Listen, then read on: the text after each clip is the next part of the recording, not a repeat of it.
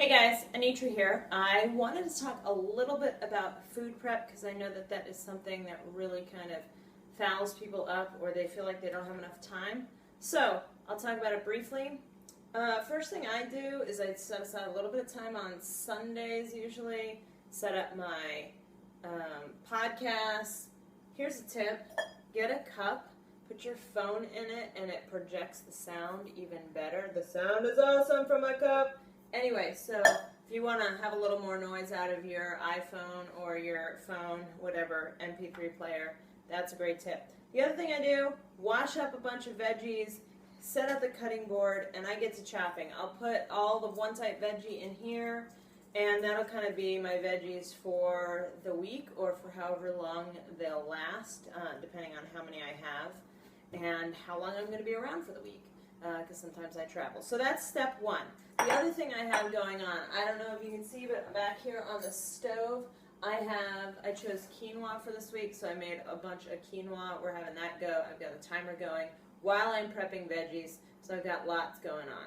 So that's kind of step one, veggie prep, and my quinoa or rice that I'm going to use for the next, 3-4 days. Put my veggies in a big container. I cooked up a bunch of organic ground beef for me, and then I have my quinoa in here. And so I'm just going to take a little bit of time to portion out what I need for tomorrow. I do it usually at night, and that way I can have some flexibility the next day. If something comes up, I find out I'm going out to eat, I can readjust as needed. But yeah, I'll just go through and kind of put things. I'm using these little containers. They've got a good little lid on them so I can keep things separate so that when I do need to go and cook, like if I do a stir fry or something, I can put the veggies in first and then I can put the meat in. Even though it's all pre-cooked, it'll heat it up. So anyway, I will do it that way. And so I just use like a little, for Body Beast, the program I'm doing, it says like a 1/3 cup of quinoa, I believe. Hopefully I've got that right now that I just said it. And so I'll just put the quinoa in there, nice and hot. Quinoa, great. Whew, hot, but it's great. And I'll just put it in there. That's like my one starch. I guess I could use my serving thing. There we go. I'll just put it in the same little one on each one.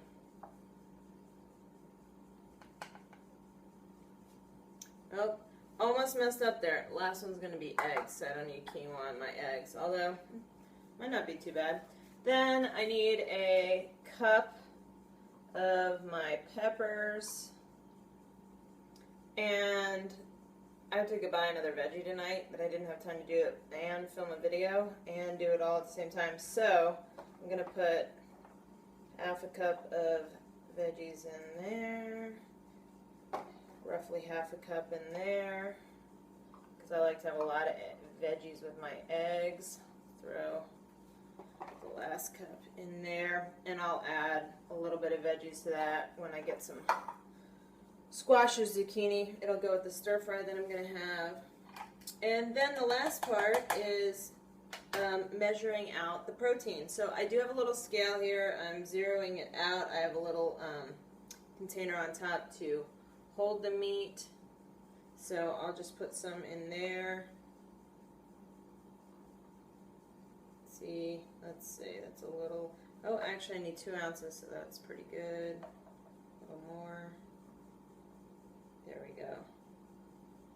Alright, 2 ounces exactly. It's not quite a full red container if you use your fixed containers, but it kind of varies a little bit. So I'll put that in there. Put it back on the scale, make sure it's zeroed out.